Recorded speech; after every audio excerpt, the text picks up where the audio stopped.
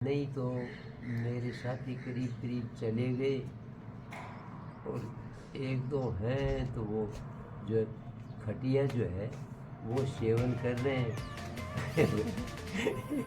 और घर वाले उनको उठा उठा के उपाय नहीं है।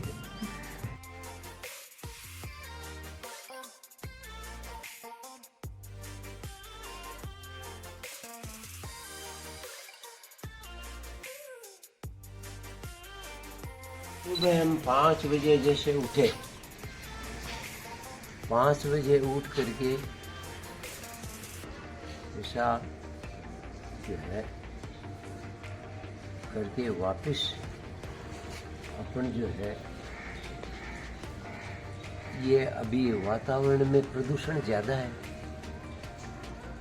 तो शरीर रात्रि में विश्राम करके जब उठेगा तो सुस्त रहेगा, ऑक्सीजन पूरी मिलेगी नहीं। उसके लिए हमें तत्काल कुछ करना पड़ता है, या तो सुखासन में बैठ करके या खड़े हो करके, और अंदर हम सांस लेवें धीरे धीरे। श्री श्री रविशंकर बाबा भी ये बता रहे हैं, वो ऐसा कर रहे हैं। ये जो है आदि मूर्ति है और हम सांस ले रहे हैं।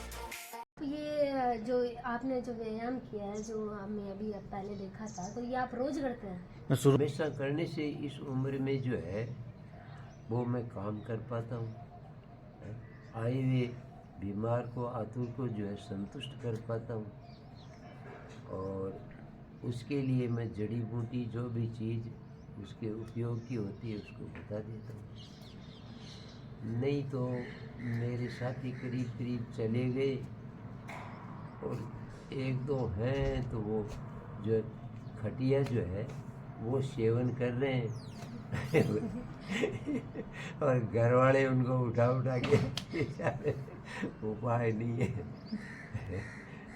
तो आपने इनको देखा, मैं तो खुद जब मैंने स्टार्टिंग में जब सोचा मेरा यूट्यूब चैनल, योग का यूट्यूब चैनल बनाने का, फिट विद सलोनी, तो मेरे स्टार्टिंग में ही बनाने से पहले ही मेरे को ऐसा था कि सबसे पहले मैं मेरी यूट्यूब में योग की शुरुआत में वैद्य जी से करूँगी, क्योंकि ये पैसे से वैद्य भी है। ये इन्होंने गवर्नमेंट जॉब कर रखी है पहले, अभी तो रिटायर हो गए हैं, फिर भी ये अभी 78 आपकी एज है, लगभग 78 एज है इनकी। ये इतने एक्टिव है, हम लोगों से भी ज़्यादा एक्टिव है। इनके एज के ग्रुप, जैसा कि इन्होंने बताया कि मेरी एज के ग्रुप, कई तो एज के ग्रुप वाले कई तो चले गए और कई जो है वो खटिया में सो रहे हैं।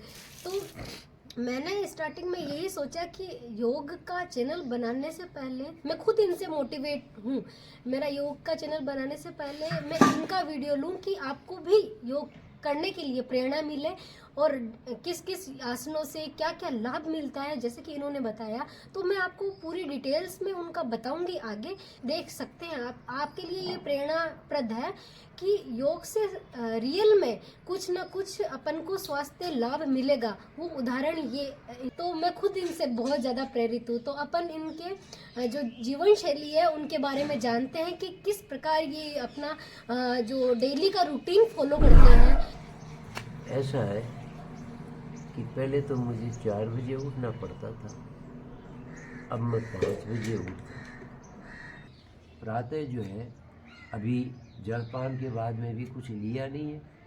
अब जब भोजन करूँगा तो चुकंदर ने पेठार, ये तुरईन, हाँ इतना जरूर आप है। स्टार्टिंग से अपनी है ना, जब आप उठते हैं उसके बाद में पूरा आप अपनी दिनचर्या बताएं कि उठते ही तो मैं थोड़ा सा जो है प्राणायाम वगैरह कर लेता हूँ, ध्यान कर लेता हूँ लघु शंका करके, और उसके बाद जो है पानी पिया, ऐसे वो तांबे का रात का रखा हुआ, थोड़ा सा गुनगुना पानी, राम राम, तो गुनगुना पानी पी लिया।